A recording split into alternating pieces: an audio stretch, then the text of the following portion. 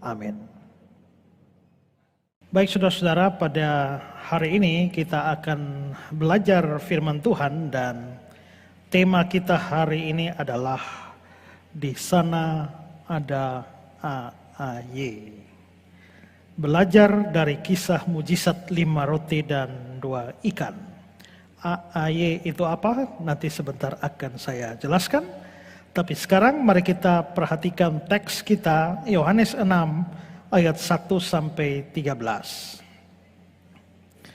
Sesudah itu Yesus berangkat ke seberang danau Galilea, yaitu danau Tiberias. Orang banyak berbondong-bondong mengikuti dia, karena mereka melihat mujizat-mujizat penyembuhan yang diadakannya terhadap orang-orang sakit. Dan Yesus naik ke atas gunung dan duduk di situ dengan murid-muridnya.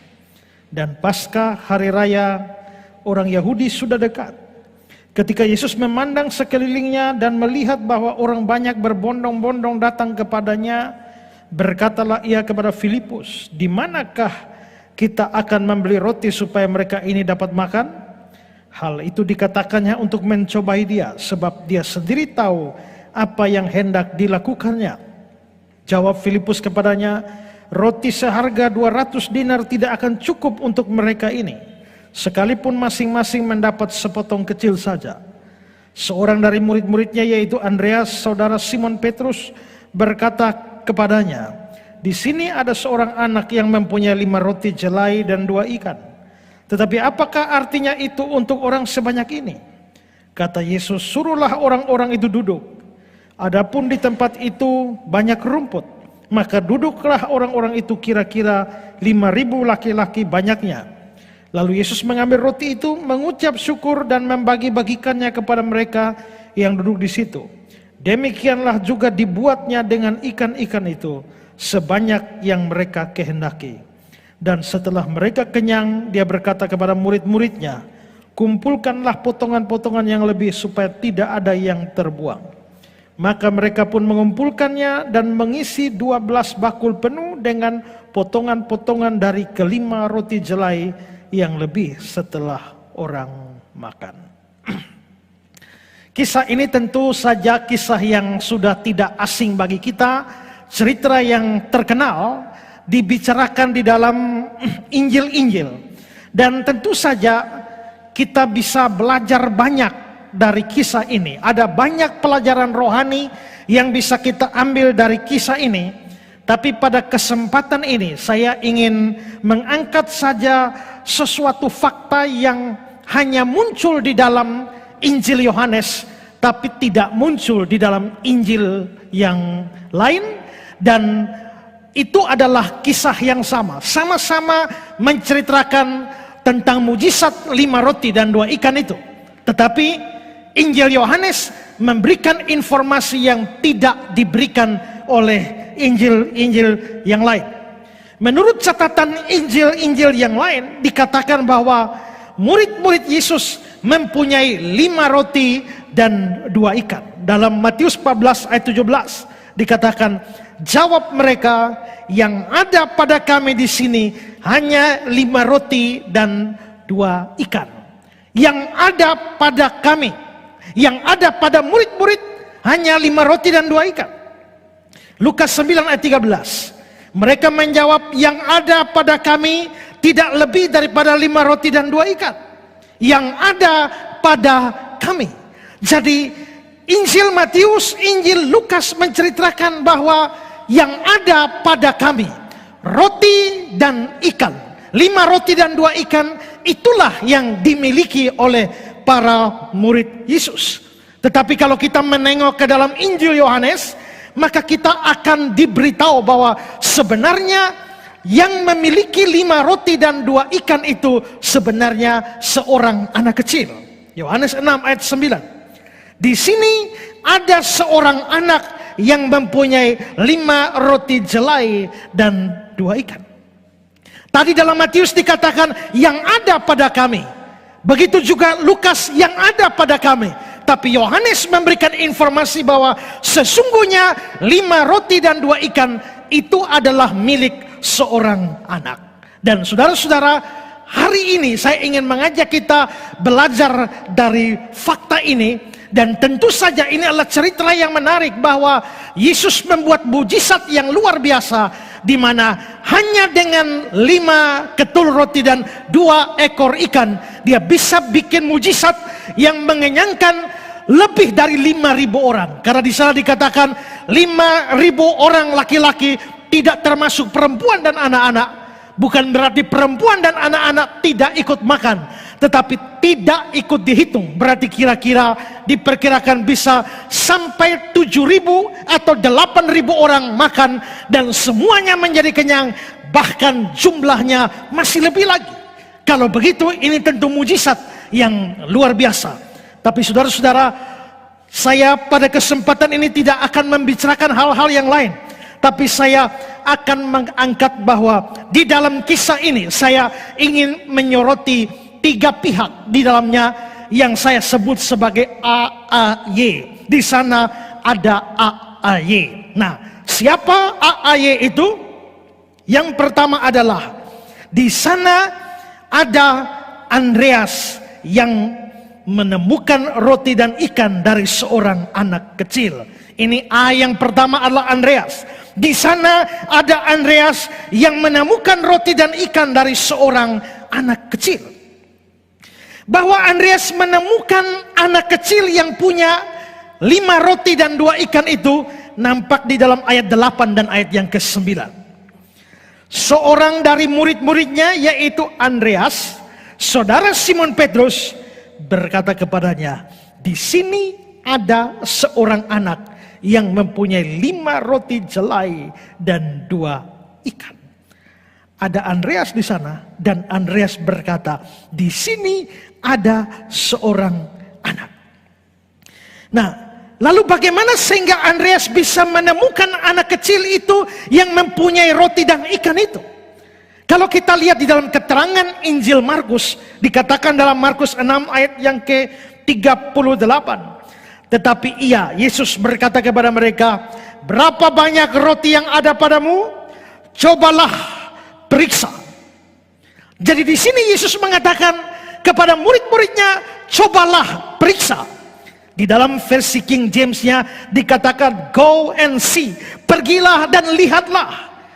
Nah, maka di sini kita bisa lihat bahwa Yesus sebenarnya sedang memerintahkan murid-muridnya, pergilah, lihatlah.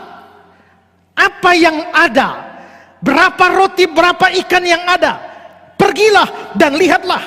Itu berarti bahwa setelah Yesus memerintahkan itu, murid-murid lalu mencoba mencari.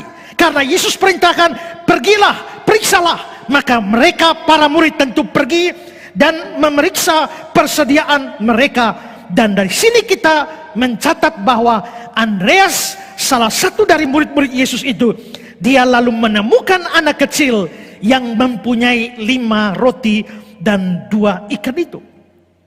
Lalu kira-kira apa yang Andreas lakukan setelah menemukan anak kecil dengan 5 roti dan 2 ikan itu?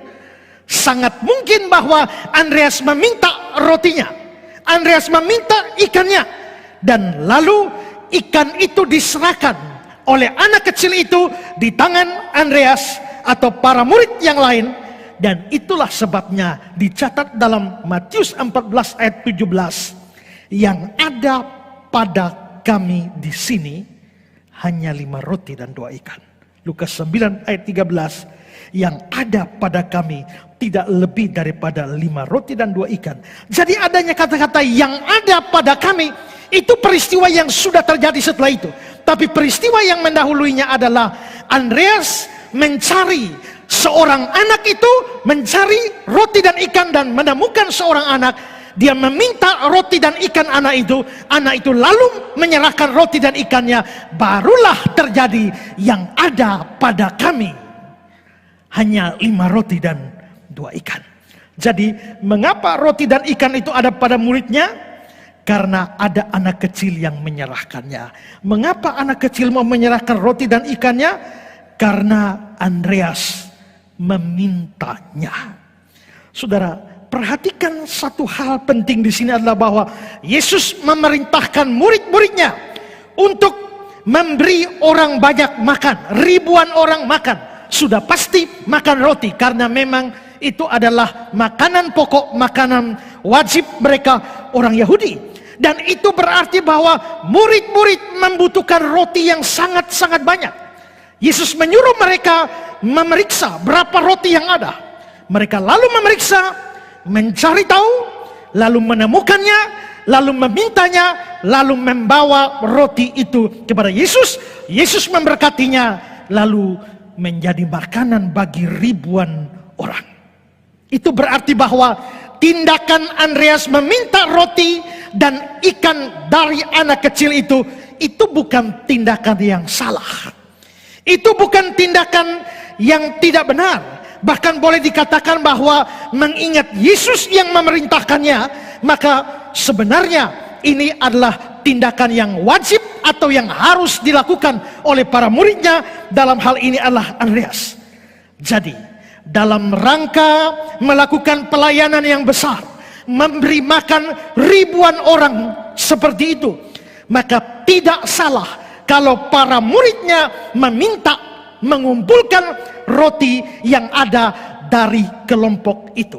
Nah, saudara-saudara, hal ini bisa menjadi dasar bagi kita untuk mengatakan bahwa demi sebuah pekerjaan pelayanan kepada Tuhan dan kepada sesama manusia, maka kita boleh meminta apa yang ada pada saudara-saudara seiman kita atau orang-orang Kristen untuk bisa mendukung pelayanan tersebut.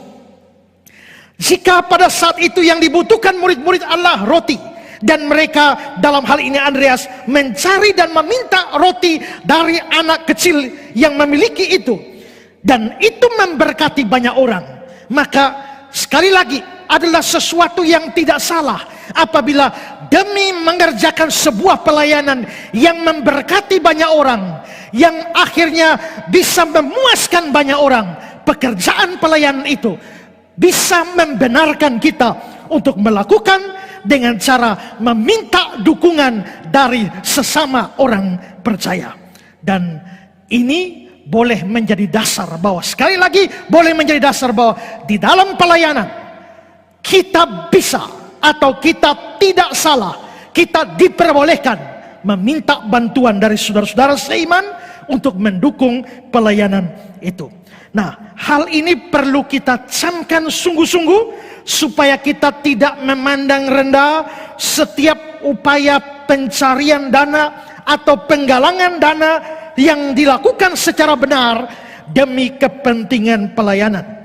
Atau kita tidak memandang hina setiap orang atau memandang hina gereja yang melakukan acara penggalangan dana atau pencarian dana. Itu bukan sesuatu tindakan yang memalukan.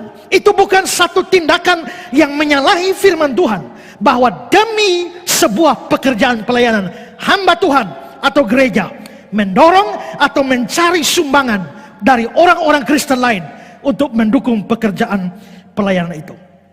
Tapi saudara-saudara, di sini saya hendak memberikan tekanan bahwa bagi orang-orang yang mengasihi Tuhan, bagi orang-orang Kristen yang mengasihi Tuhan, dari merekalah kita boleh meminta untuk mendukung sebuah pelayanan. Tapi kita tidak boleh meminta sumbangan dana apapun dari orang-orang yang tidak percaya. Jangan, dalam hal ini jangan tiru sejumlah orang Islam yang pergi membawa kotak meminta-minta orang, sembarang orang, untuk mendukung pembangunan masjid atau pembangunan apapun. Kita tidak boleh melakukan itu. Jikalau ada orang yang bukan orang percaya mau menyumbang atas inisiatif mereka, kita boleh menerima sepanjang mereka tulus.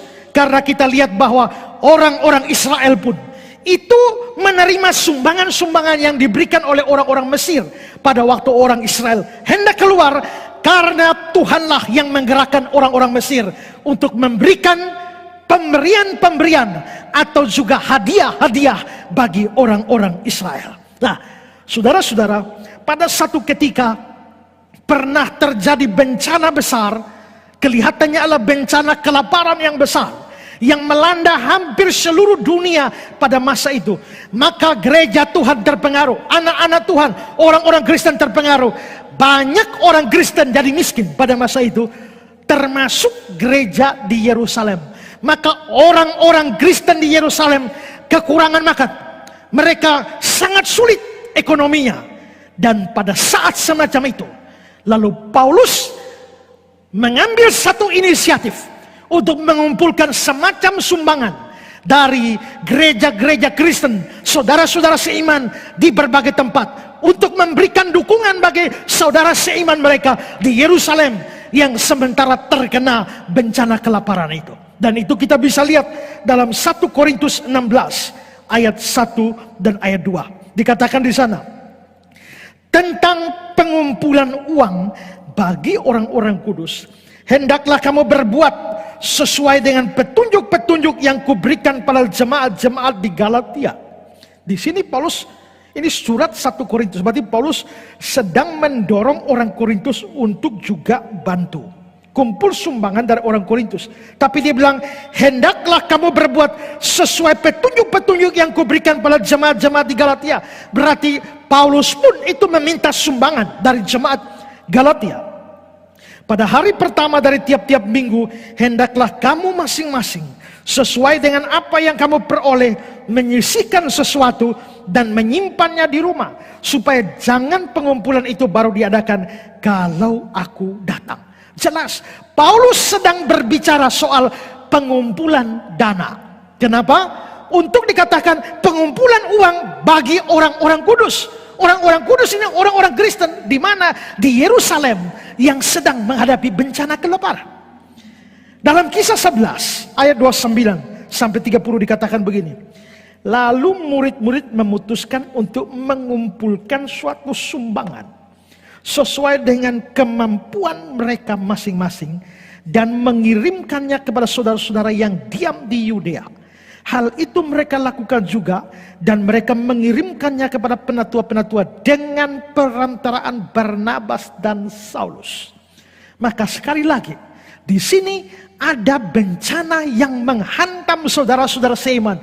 Paulus, Barnabas mengambil inisiatif, mendorong gereja-gereja, mendorong orang-orang Kristen, memberikan sumbangan, mengumpulkan sumbangan untuk menolong orang-orang Kristen lain yang sedang kesusahan. Dengan demikian, sekali lagi, berupaya mengumpulkan dana atau mencari sumbangan bagi sebuah pekerjaan pelayanan, baik secara langsung kepada Tuhan atau kepada sesama, itu bukan sebuah kesalahan. Itu bukan sesuatu yang memalukan. Itu bukan sesuatu yang hina. Bahkan itu sesuatu yang seturut dengan firman Tuhan.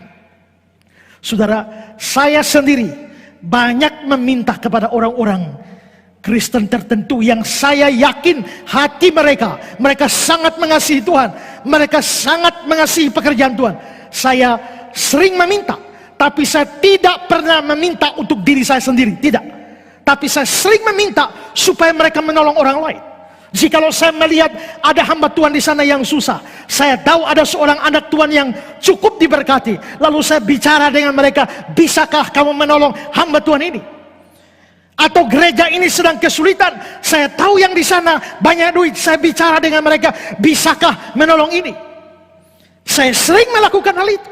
Dan saya tidak merasa itu sesuatu yang salah, sesuatu yang hina, sesuatu yang memalukan. Tidak. Untuk diri saya tidak pernah melakukan hal itu.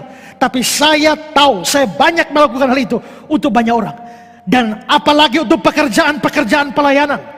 Asal saya tahu persis orang yang mengasihi Tuhan, saya tidak ragu untuk meminta bantuan untuk disalurkan kepada orang lain. Hari-hari ini, saat-saat sekarang ini, kita lihat bahwa banyak saudara kita di Nusa Tenggara Timur sedang menghadapi begitu banyak kesulitan, baik kesulitan makan minum maupun juga tempat tinggal akibat bencana yang menimpa seluruh NTT pada hari Minggu yang lalu. Banyak orang sedang susah, banyak orang sedang sengsara, banyak orang susah makan, susah tempat tinggal. Itulah sebabnya saya, gereja ini mengambil inisiatif untuk mengumpulkan sumbangan. Kami bahkan tidak ragu-ragu saya mengeluarkan surat atau suara gembala menyerukan kepada seluruh jemaat, seluruh simpatisan yang ada di mana saja untuk ambil bagian di dalam menolong saudara-saudara kita. Karena ini bencana, ini masalah kemanusiaan. Tidak peduli siapa yang kita bantu, tidak peduli agama apa, tapi sepanjang mereka adalah saudara sebangsa setanah air kita, sesama manusia yang butuh pertolongan, maka kami mengambil inisiatif melakukan itu. Itu bukan pekerjaan yang hina. Dan karena itu saya juga mendorong saudara-saudara sekalian juga bisa melakukan hal yang sama. Meminta sumbangan bukan untuk diri, tapi untuk orang lain. Itu adalah pekerjaan yang mulia. Tuhan Yesus memberikan sebuah proyek besar, memberi makan ribuan orang. Tapi Tuhan Yesus meminta murid-muridnya, coba cari, periksa. Dan mereka cari dan periksa. Andreas menemukan anak kecil itu. Andreas meminta apa yang menjadi milik anak kecil itu, lalu diberikan kepada Yesus, dan pada akhirnya berguna bagi banyak orang. Karena itu saudara-saudara, maka malam ini juga GKIN Revival bekerja sama dengan Pijar TV akan membuat acara 5 jam, mulai dari jam 5 sore waktu barat, jam 6 sore waktu tengah. Acara bersama untuk menggalang dana kemanusiaan bagi masyarakat NTT secara umum. Dan mari kita semua berikan dukungan ini. Kalau saudara sudah memberi, puji Tuhan, saudara bisa men-share itu, saudara bisa mendorong orang Kristen lain, saudara bisa meminta orang Kristen lain untuk ambil bagian di dalam pekerjaan ini untuk menolong orang banyak. Saya mendengar lagi semalam bahwa bencana besar menimpa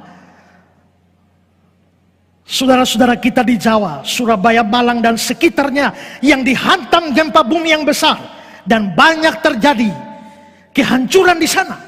Semua inilah bencana-bencana kemanusiaan, dan orang-orang Kristen harus aktif di dalam mengerahkan bantuan kita. Pertama-tama saudara-saudara seiman kita, tapi selanjutnya kita bisa mewujudkan kasih kita kepada banyak orang. Dan karenanya sekali lagi, meminta sumbangan atau mendorong saudara-saudara untuk memberi menolong orang-orang Kristen yang lain atau saudara-saudara yang kesusahan, itu sama sekali bukan hal yang tabu, bukan hal yang hina, memalukan. Sebaliknya adalah hal yang mulia yang persis dikerjakan oleh Andreas dalam melaksanakan perintah Tuhan. Jadi dari kisah mujizat 5 roti dan 2 ikan ini, di sana kita melihat ada Andreas yang meminta sesuatu dari anak kecil itu, 5 roti dan 2 ikan, dan pada akhirnya memberkati banyak orang. Di sana ada Andreas. Yang kedua, di sana ada anak kecil. Ini A yang kedua. Tadi saya bilang AAY. Ini A yang kedua. Di sana ada anak kecil yang mau menyerahkan roti dan ikannya. Di sana ada anak kecil yang mau menyerahkan roti dan ikannya. Jika tadi saya katakan bahwa saya menyoroti murid-muridnya, secara khusus Andreas yang menemukan anak kecil pemilik roti dan ikan ini. Sekarang kita mau soroti anak kecil ini. Kita tidak tahu siapa anak kecil ini, tapi yang pasti dia berada dalam rombongan orang-orang yang waktu itu mengikut Yesus. 5 roti dan 2 ikan yang dipunyai sangat mungkin adalah bekal dia hari itu. Tapi sebelum dia menikmati bekalnya itu, roti dan ikan itu, Andreas telah menemukan dia dan meminta roti dan ikannya itu. Ayat 8 dan 9. Seorang dari murid-muridnya, yaitu Andreas saudara Simon Petrus, berkata kepadanya, di sini ada seorang anak yang mempunyai 5 roti jelai 2 ikan, dan seterusnya.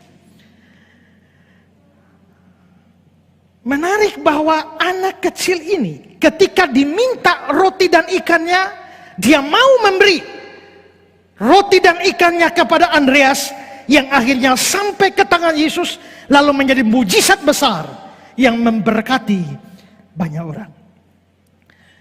5 roti dan 2 ikan. John Sung itu pernah mengatakan bahwa 5 roti dan 2 ikan itu sebenarnya setiap kita itu mempunyai 5 roti dan 2 ikan masing-masing. 5 roti dan 2 ikan itu karena masing-masing kita punya 5 jari pada tangan dan kaki kita. Itulah 5 roti kita. Tapi semua kita punya 2 ikan. 2 ikannya itu karena kita punya 2 tangan, 2 kaki, 2 mata, dan 2 telinga. Jadi sebenarnya saya punya 5 roti dan 2 ikan. Saudara punya 5 roti dan 2 ikan. Semua orang punya 5 roti dan 2 ikan. 5 jari pada setiap tangan dan kaki kita. Tapi ada 2 kaki, 2 tangan, 2 mata, 2 telinga. Itulah 5 roti dan 2 ikan. Begitulah kata John Sung. Tapi dari sisi hermeneutiks, ilmu tafsir Alkitab, jelas tafsiran John Sung ini salah. Kenapa? Karena 5 roti dan 2 ikan di sana itu betul-betul harfiah. Dia tidak bermakna simbolik atau kiasan. Betul-betul roti dan ikan. Sehingga penafsiran John Sung tentu saja salah.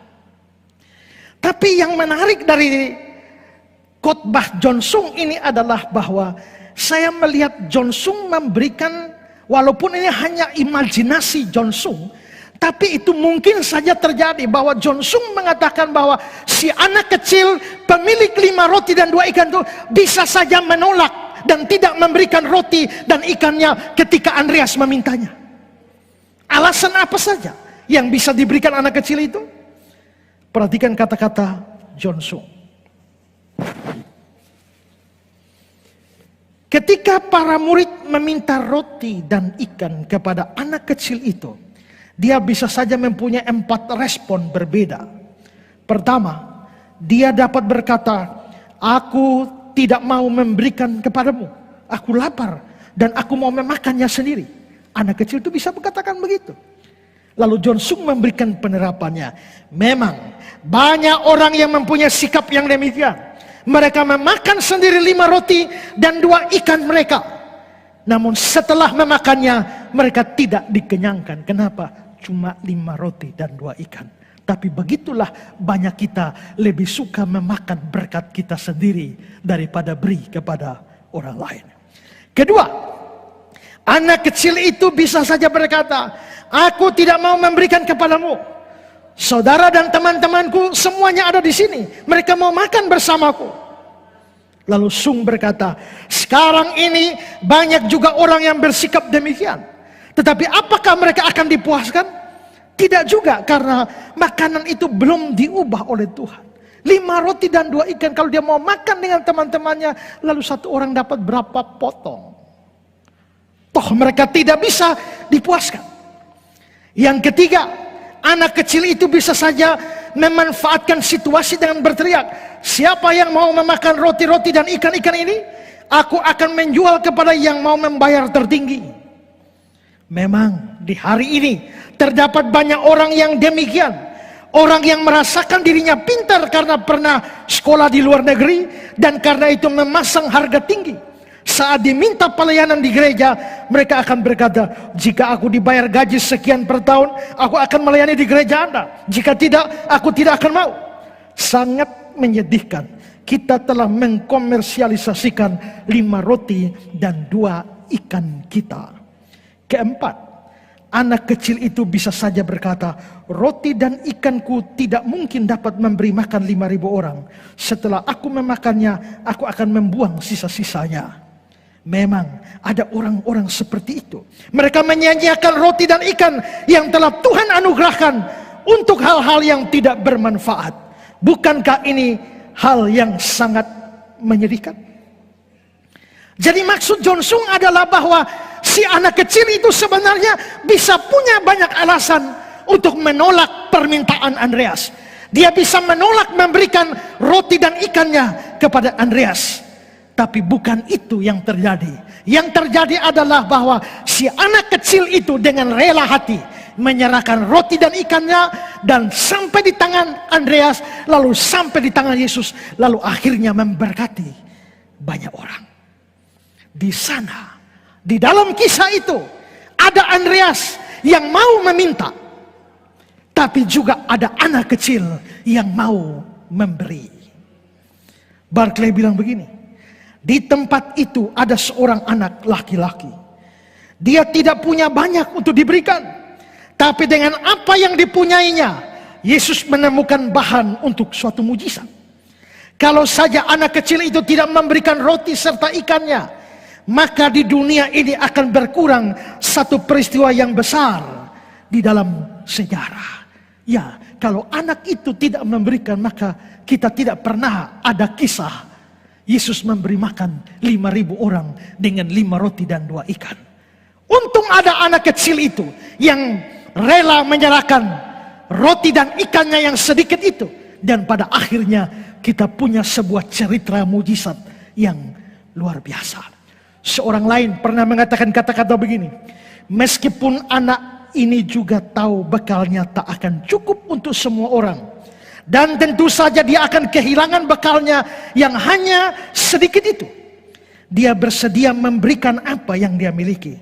Dia mau melakukan hal kecil dengan penuh ketulusan hatinya, sehingga mujizat yang besar itu terjadi. Saudara-saudara, di sini si anak kecil harus menjadi teladan bagi kita dalam hal memberi bagi pekerjaan Tuhan. Perhatikan bahwa dia tidak mempunyai roti dan ikan yang banyak sehingga dia memberikannya pada Tuhan. Tidak. Dia hanya mempunyai sedikit, 5 roti dan 2 ikan. Tentang jumlahnya 5 roti dan 2 ikan ini, saya tertarik dengan kata-kata Henry. Henry bilang begini, hanya ada 5 roti yang ukurannya begitu kecil sehingga seorang anak kecil bisa membawa semuanya. Hanya ada 2 ikan yang ukurannya begitu kecil sehingga salah satu di antaranya hanyalah berupa potongan kecil.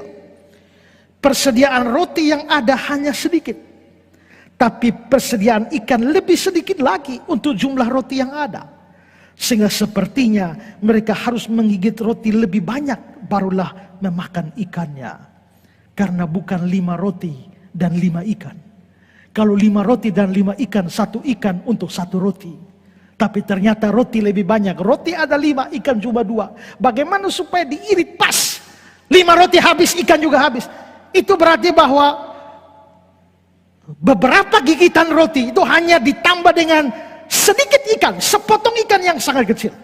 Betul-betul bekal anak itu sangat-sangat sedikit. Tapi rupanya yang sedikit itu tidak menghalangi dia menyerahkannya bagi Tuhan. Bandingkan ini dengan banyak orang Kristen sekarang yang sekalipun mempunyai banyak uang, tapi enggan memberikan untuk pekerjaan Tuhan. Banyak orang Kristen yang kaya, tapi sukar sekali memberi bagi pekerjaan Tuhan. Banyak orang Kristen yang kaya, tapi tidak mau membantu orang lain yang sedang kesusahan. Apalagi kalau yang dia punyai sedikit. Sudah punya banyak saja pelitnya luar biasa. Apalagi punya sedikit. Jauh lebih pelit. Itulah yang seringkali terjadi. Juga ada orang Kristen yang berpikir bahwa mereka baru akan memberi kepada Tuhan, memberi kepada sesama kalau mereka sudah punya banyak. Kalau mereka punya uang yang banyak, kalau mereka punya harta yang banyak, barulah memberi bagi pekerjaan Tuhan, barulah menolong sesama, barulah menyumbang untuk orang-orang susah, sengsara. Kalau saya punya banyak uang, tapi karena sekarang saya masih kere, sekarang saya masih miskin, sekarang duit saya sangat sedikit, maka tidak ada yang dapat saya berikan bagi Tuhan dan juga bagi pertolongan untuk sesama. Seringkali itu yang terjadi.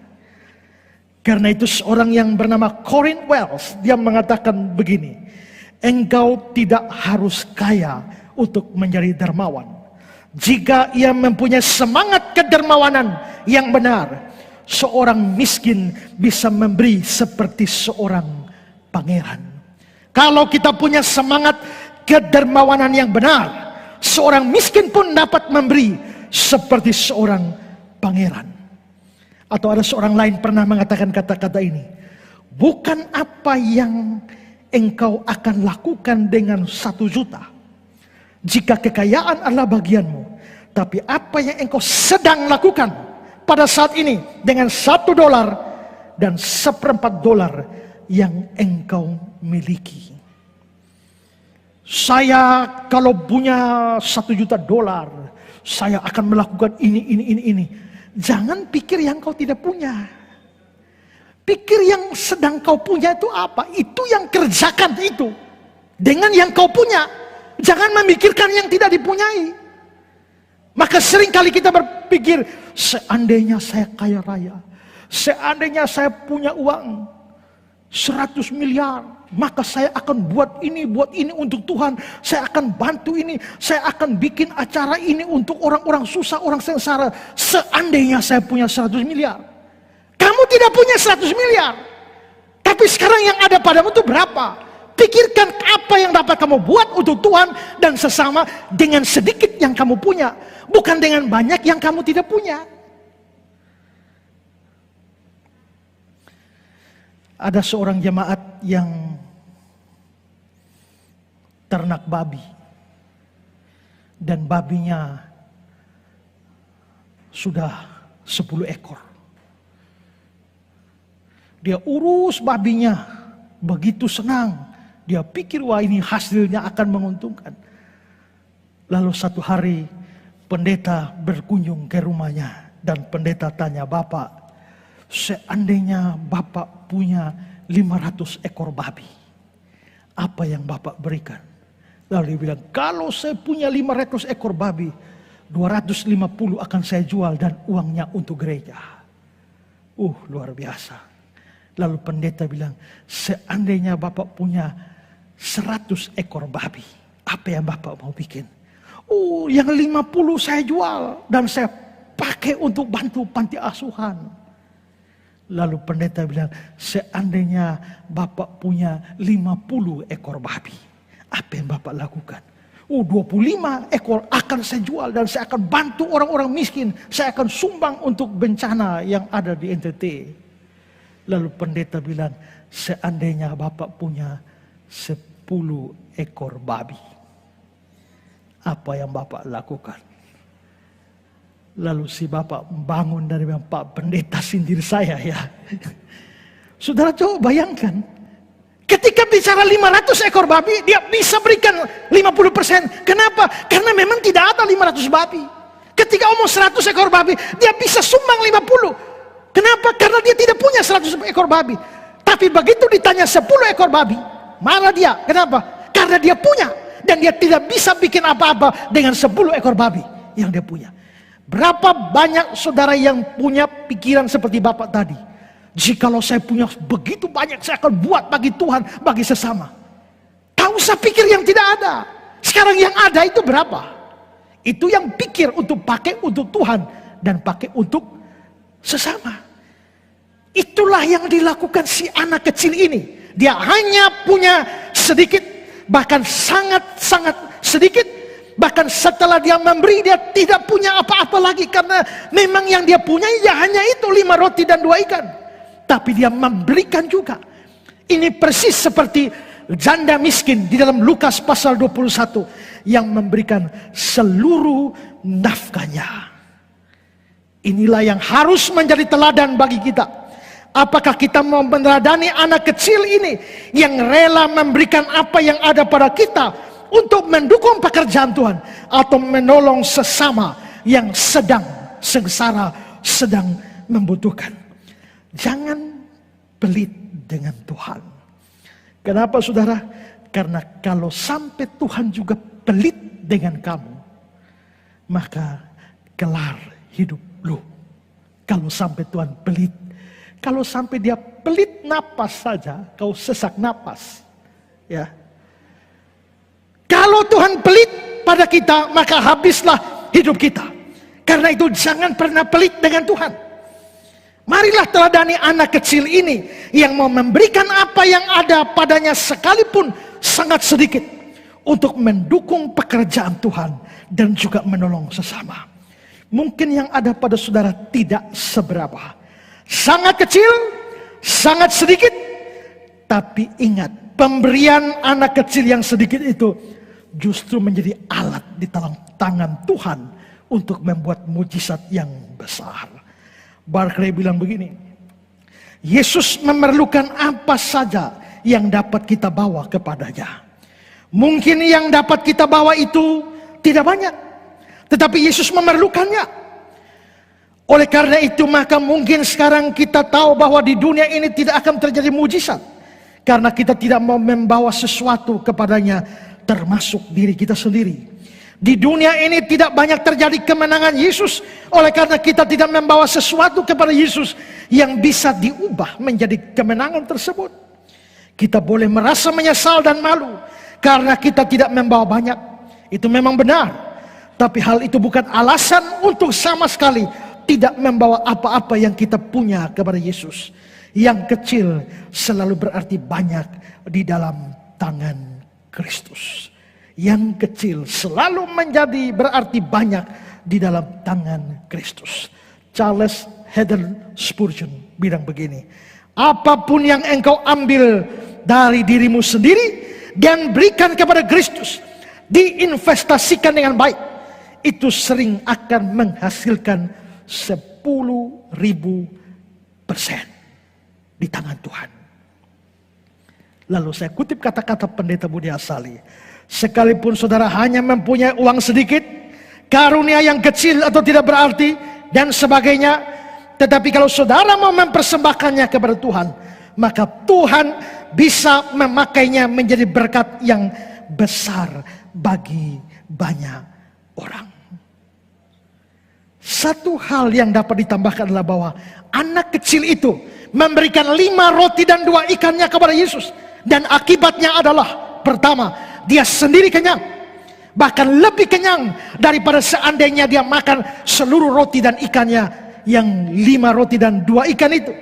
Bukan hanya dia, tapi ribuan orang menjadi kenyang. Sisa 12 bakul lagi. Seringkali orang bertanya, kenapa sisa 12 bakul itu ditekankan?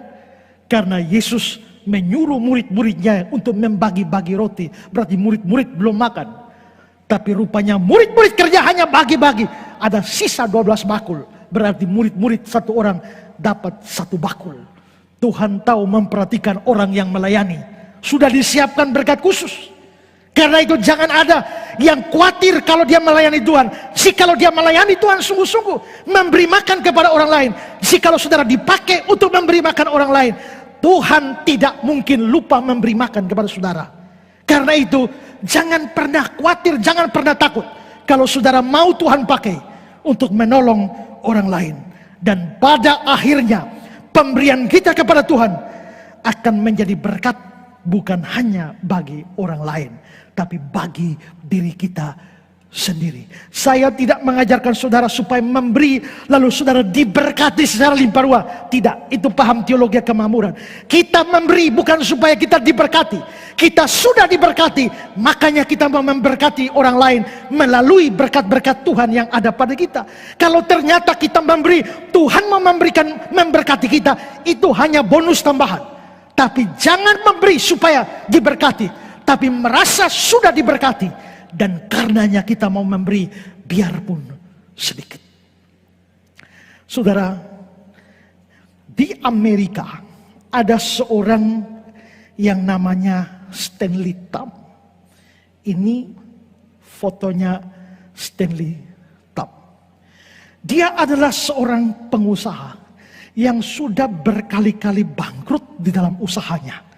Usaha apapun yang mau dia lakukan bangkrut. Lalu satu ketika dia berpikir untuk masuk kepada usaha plastik. Tapi pada waktu dia mau masuk usaha plastik, dia tahu bahwa rekan-rekannya pun yang sudah lebih dulu terjun dalam bisnis plastik itu sudah bangkrut. Tapi sekarang dia mau masuk bisnis plastik itu. Lalu akhirnya dia berdoa.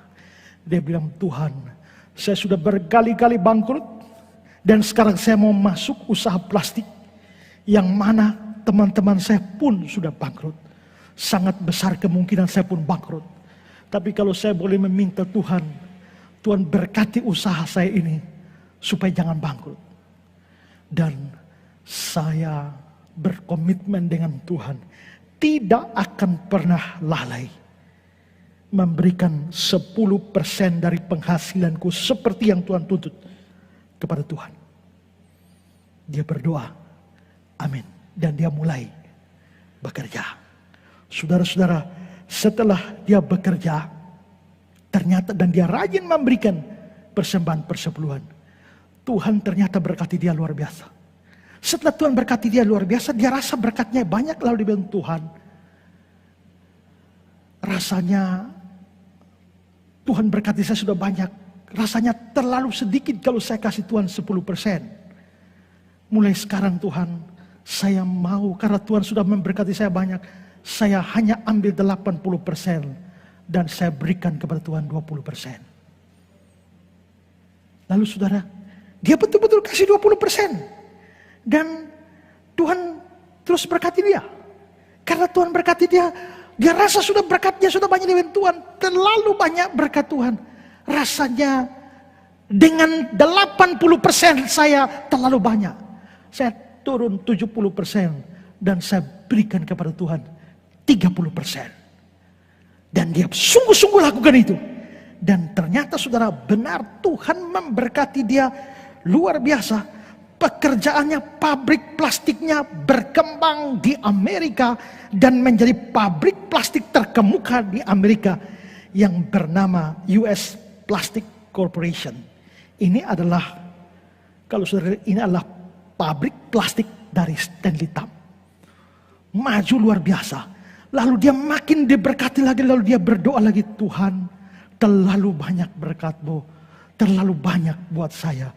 Sekarang saya kasih Tuhan 40%, saya 60%. Tuhan berkati lagi dengan Tuhan, sekarang 50-50. Tuhan 50%, saya 50%. Tapi setelah itu dia bilang, waduh, rasanya masih terlalu banyak berkat buat saya. Rasanya tidak adil kalau saya dan Tuhan 50-50. Saya harus lebih sedikit dari Tuhan. Tuhan 60%, saya 40%. Lalu Tuhan berkati dia sedemikian rupa. Terus berubah terus. Dari Tuhan 60, dia 40. Lalu Tuhan jadi 70, dia 30. Setelah itu Tuhan jadi sampai Tuhan 90%, dia yang 10%. Terbalik seperti itu. Lalu satu hari dia bilang, Tuhan, saya mau kasih Tuhan 100%. Maka dia pergi ke notaris dan dia minta ubah pabriknya itu. Pabriknya itu diganti nama menjadi Jesus Christ Company.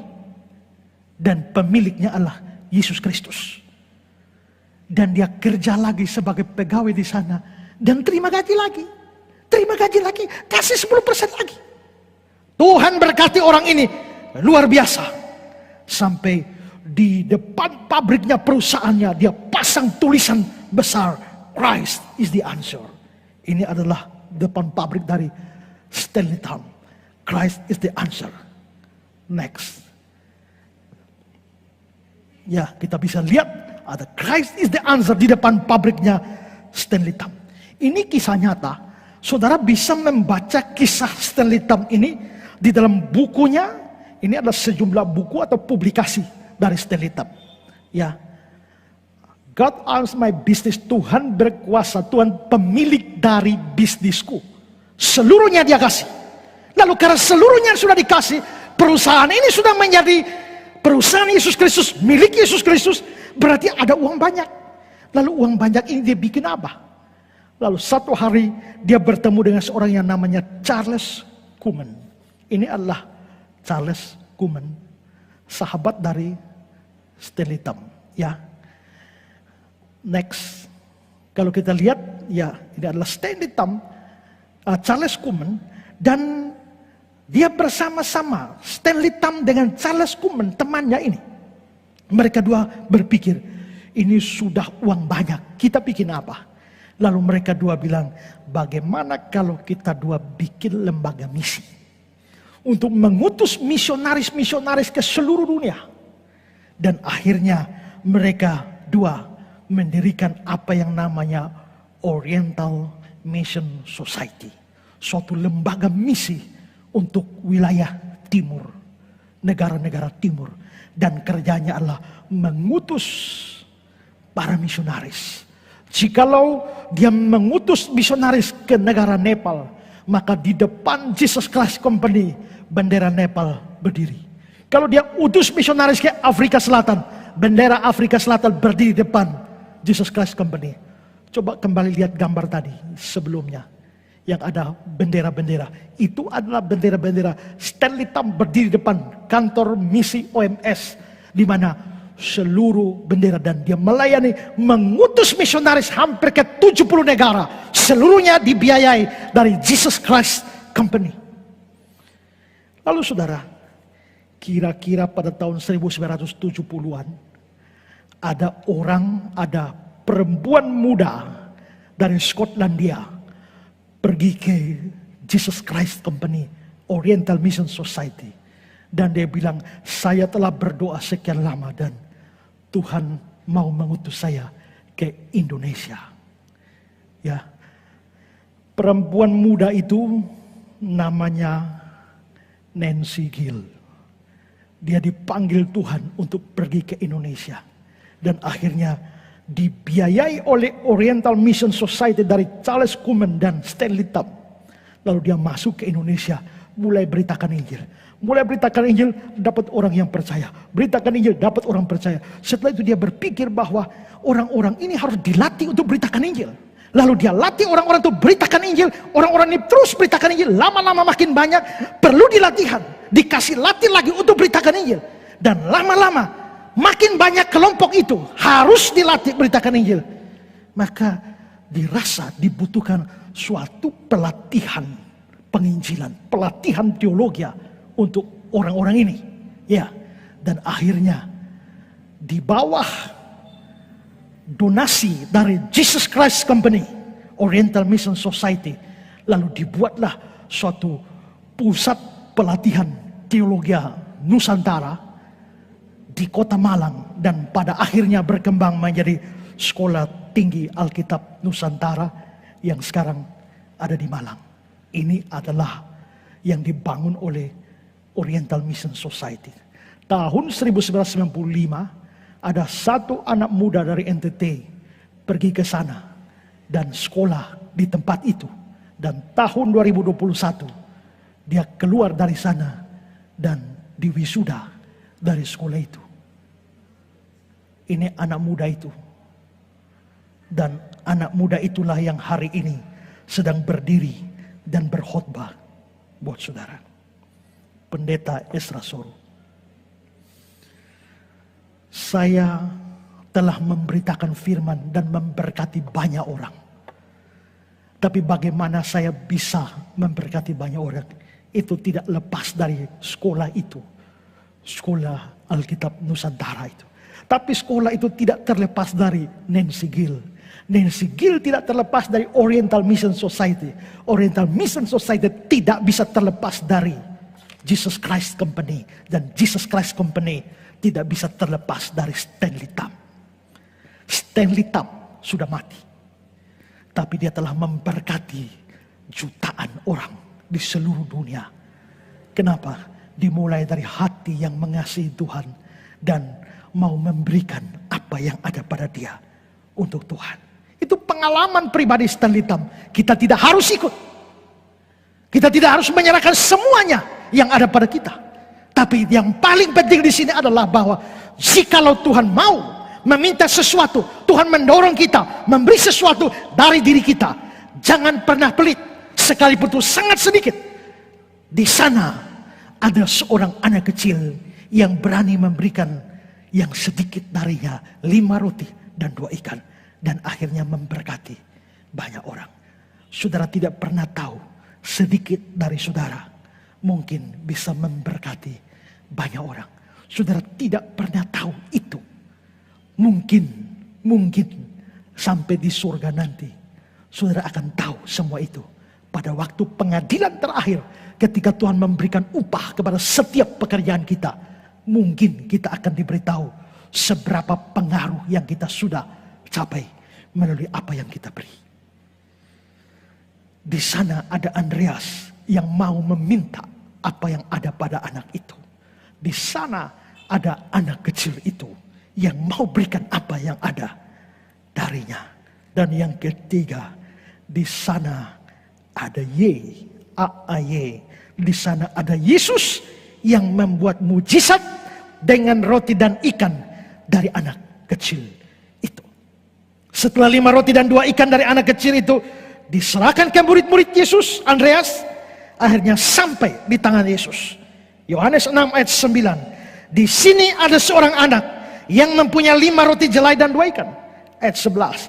Lalu Yesus mengambil roti itu, demikian juga ikan-ikan itu.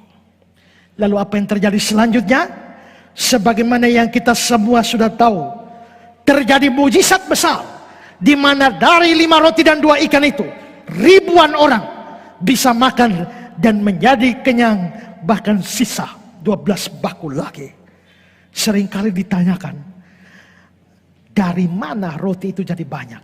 Apakah roti itu menjadi banyak di tangan Yesus? Ataukah di tangan murid-murid pada waktu murid-murid membagi lalu jadi banyak?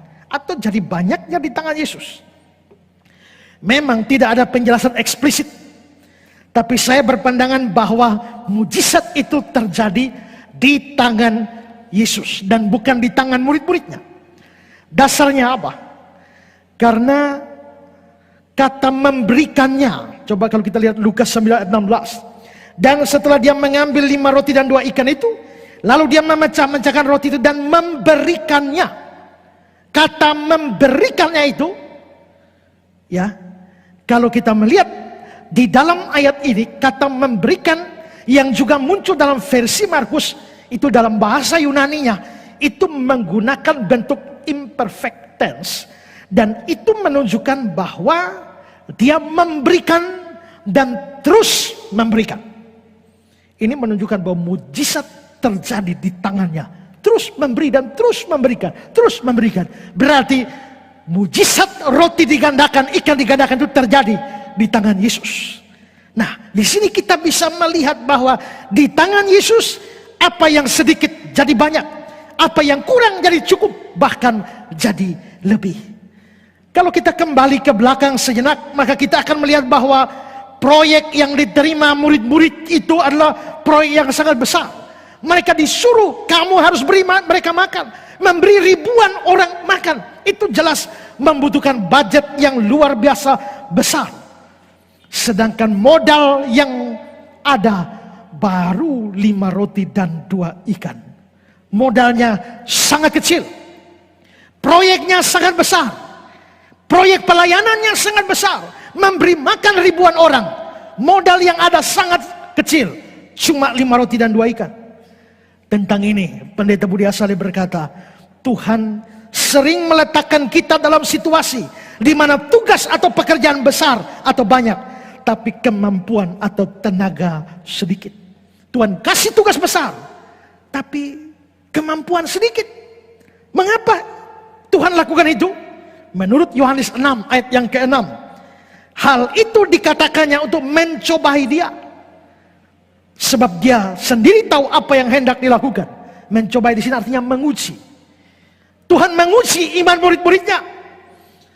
Karena itu saudara, pelayanan kita yang Tuhan percayakan kepada kita, jikalau Tuhan berikan pelayanan yang besar dan membutuhkan biaya yang sangat besar, tapi seringkali kita melihat bahwa daya kita, kemampuan kita sangat kecil. Jikalau itu terjadi, sadar Tuhan sebenarnya sedang menguji kita karena dia tahu apa yang dia perbuat.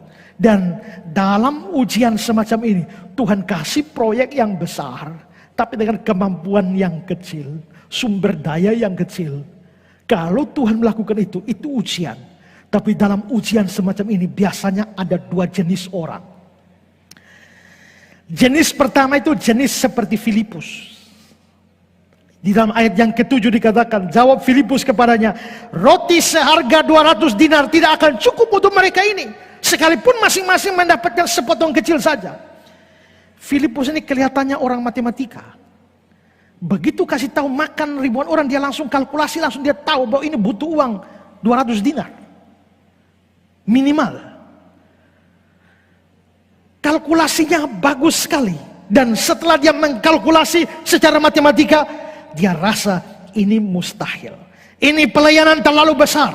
Ini proyek terlalu besar. Ini program terlalu besar. Itu mustahil dilaksanakan.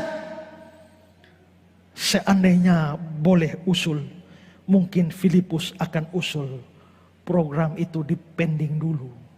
Atau ditangguhkan dulu.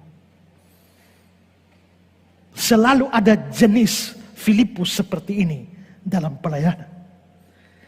Tapi selain jenis Filipus, ada juga jenis lain, tuh jenis Andreas. Perhatikan kata-kata Andreas di ayat 9. Di sini ada seorang anak yang mempunyai 5 roti jelai dan 2 ikan. Tapi apakah artinya itu untuk orang sebanyak ini? Beda dengan Filipus. Filipus itu ngomong sebelum ada modal. Waktu Yesus kasih proyek, kamu harus beri orang banyak makan. 5 roti 2 ikan belum ada, Filipus sudah komentar. Tapi Andreas ini modal sudah ada, 5 roti sudah ada, 2 ikan sudah ada, baru dia komentar. Tapi dia tetap lihat terlalu sedikit dan dia bilang, apakah artinya ini untuk orang sebanyak ini? Kalau Filipus terlalu matematis, Andreas itu kelihatannya terlalu pesimis. Kalau sudah ada 5 roti dan 2 ikan, dan kalau itu di tangan Tuhan, kenapa itu tidak bisa cukup? Mereka orang Yahudi, mereka pasti punya perjanjian lama, dan mereka tahu cerita-cerita mujizat dalam perjanjian lama. 2 nabi yang membuat mujizat cukup banyak di dalam perjanjian lama itu adalah Elia dan Elisa, tentu saja di samping Musa. Tapi dari rangkaian mujizat Elisa, ada cerita yang mirip dengan ini. Kita lihat di 2 Raja-Raja 4, ayat 42 sampai 44. Datanglah seseorang dari Baal Salisa dengan membawa bagi abdi Allah roti hulu hasil, yaitu 20 roti jelai, serta gandum baru dalam sebuah kantong. Lalu berkatalah Elisa, berilah itu kepada orang-orang ini supaya mereka makan. Tapi pelayan itu berkata, bagaimana aku dapat menghidangkan ini di depan 100 orang? Ada 100 orang, rotinya cuma 20. Jawabnya, berikanlah kepada orang-orang itu supaya mereka makan. Sebab beginilah firman Tuhan, orang akan makan, bahkan akan ada sisanya. Lalu dihidangkannya di depan mereka, maka makanlah mereka dan ada sisanya sesuai firman Tuhan. Itu mujizat. Seharusnya Andreas sebagai orang Yahudi dia tahu kisah itu. Dia tahu cerita itu. Mungkin waktu kelas PA, waktu bahas kisah itu, Andreas bolos. Makanya dia tidak terinspirasi dari itu. Jadi terlihat bahwa baik Filipus maupun juga Andreas, mereka melihat bahwa tugas atau kebutuhan jauh lebih besar dari kemampuan mereka. Dan mereka anggap itu hal yang mustahil. Padahal sebenarnya Tuhan hanya menguji mereka saja. Supaya mereka tidak bersandar pada matematika mereka, pada apa yang dilihat, tapi bersandar pada Tuhan. Bukan berarti hitung-hitungan tidak penting. Penting, perlu. Tapi jangan bersandar pada semua itu. Karena seringkali Tuhan melakukan banyak hal melampaui hitungan matematis kita. Coba contoh nyata, kalau saudara berpikir bahwa dengan gaji saya begini, makan saja tidak cukup, apalagi kasih persepuluhan. Lebih tidak cukup lagi. Tapi ternyata setelah beri, ternyata cukup. Bahkan lebih. Kenapa? Karena ada faktor Tuhan yang memberkati di sana. Maka apa yang sebenarnya secara matematis tidak cukup, sangat mungkin menjadi cukup. Bahkan bisa lebih.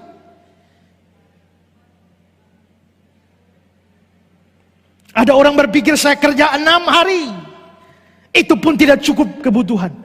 Bagaimana hari beribadah saya libur lagi, lebih tidak cukup lagi.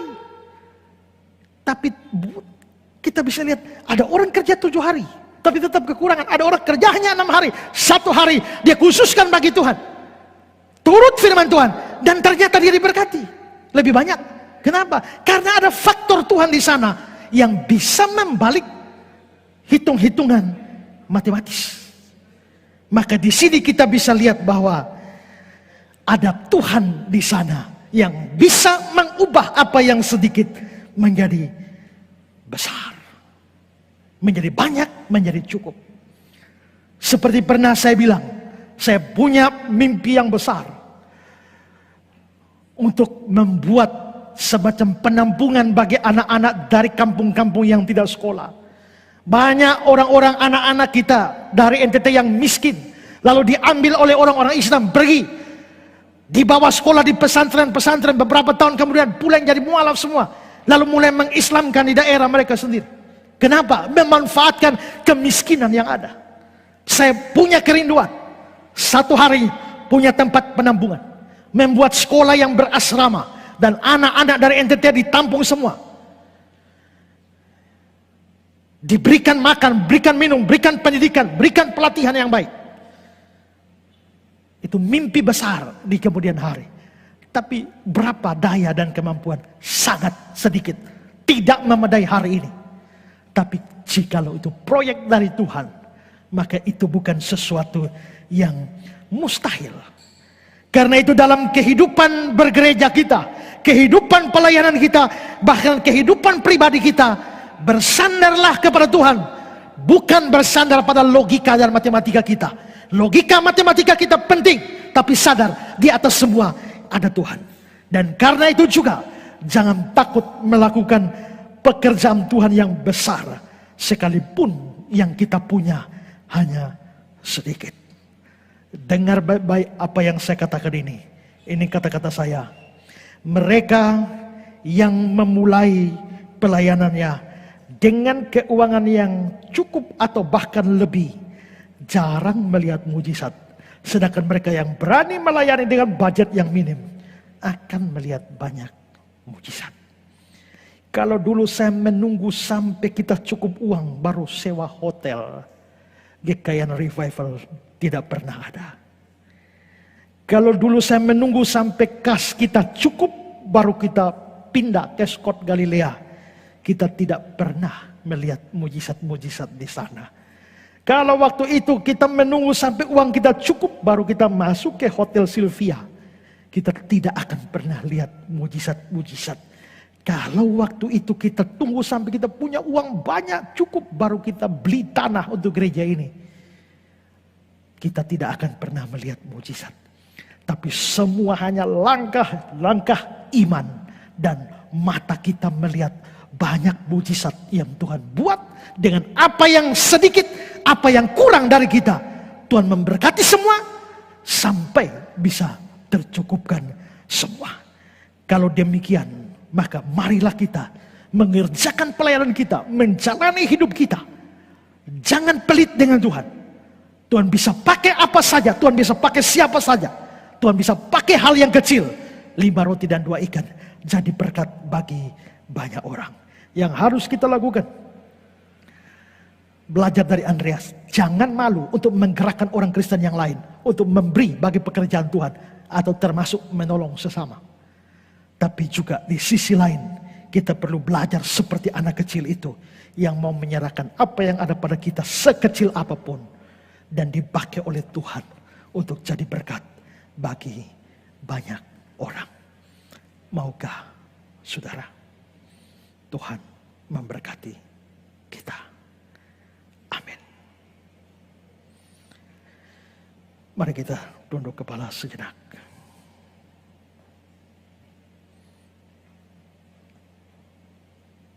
Hari ini kita belajar dari kisah mujizat ini, 5 roti dan 2 ikan yang mengenyangkan ribuan orang. Di sana kita bertemu dengan Andreas yang tanpa ragu meminta sesuatu dari anak kecil itu. untuk dipakai dalam pekerjaan Tuhan. Di sana kita melihat anak kecil yang rela memberikan yang sedikit daripadanya untuk jadi berkat bagi banyak orang. Dan di sana kita melihat Yesus yang memberkati semua yang sedikit itu sehingga jadi berkat bagi banyak orang. Maukah kita punya hati yang sama? Kalau saudara mau memberi, jangan untuk diberkati. Memberilah karena saudara sudah merasakan berkat Tuhan. Minimal napas hidup, kekuatan, kesehatan Tuhan masih beri. Jangan pelit dengan Tuhan. Jangan pikirkan apa yang tidak ada padamu. Tapi pikirkan apa yang ada padamu. Ada banyak pekerjaan Tuhan yang butuh uluran tangan kita. Tuhan bisa dan Tuhan maha kaya. Cukup, sanggup, sangat sanggup. Dan Tuhan tidak butuh kita. Tapi dia mau beri kesempatan bagi saudara untuk ambil bagian dalam pekerjaannya. Juga dia mau supaya saudara punya kasih kepada orang-orang susah, sengsara. Ada banyak saudara kita yang sedang sengsara karena bencana alam di NTT. Saudara boleh ambil bagian dalam hal ini. Meringankan beban mereka. Meringankan susah, sengsara mereka. Sekalipun Tuhan memberkati kita, pasti memberkati. Tapi jangan jadikan semua itu menjadi motivasi kita. Lakukan semua karena kita mengasihi Tuhan.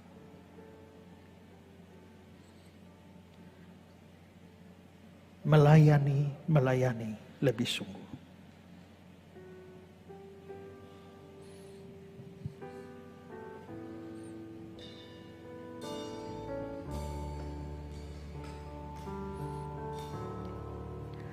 Melayani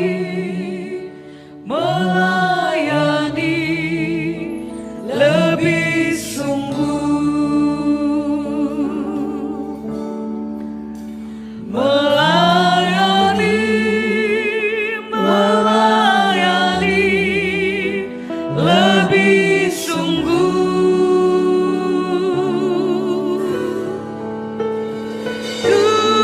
Tuhan lebih melayani kepadaku, melayani lebih sungguh. Mengasihi lebih sungguh. Mengasihi lebih sungguh. Mengasihi lebih sungguh.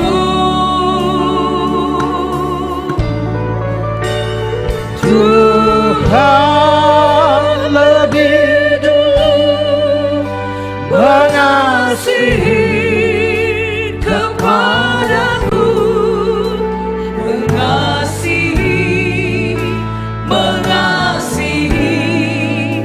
lebih sungguh. Tuhan, terima kasih untuk firman-Mu yang sederhana bagi kami hari ini. Ajarlah kami untuk tidak merasa hina, merasa tabu, merasa salah, merasa rendah ketika kami menggerakkan orang lain untuk ambil bagian dalam pekerjaan Tuhan. Untuk mendorong orang lain, menolong sesama. Tapi juga beri hati seperti hati anak kecil itu, yang sekalipun sedikit mau menyerahkan itu bagi pekerjaan Tuhan. Tidak semua kami mempunyai uang yang banyak, harta yang banyak. Tapi kami bisa mempunyai hati yang begitu luas untuk memberi. Ada banyak orang susah, sengsara di sekitar kami. Tuhan, gerakkanlah hati kami untuk mau menolong mereka. Juga pekerjaan Tuhan yang tersebar di mana-mana. Tuhan juga Terima kasih karena Tuhan bisa beri kesempatan bagi kami untuk ambil bagian di dalam proyek Tuhan yang besar. Dan ajar kami supaya kami tidak bersandar kepada logika kami, bersandar kepada matematika kami. Dan kami sadar bahwa ada Tuhan di atas semua itu yang sanggup memberkati, yang sanggup mencukupkan, yang sanggup membuat hal-hal yang mustahil menjadi mungkin. Terima kasih Tuhan. Biarlah firman ini memberkati kami semua. Dan kami semua boleh jadi alat dalam tangan Tuhan untuk memberkati orang lain. Dan juga mendukung pekerjaan Tuhan. Dalam nama Yesus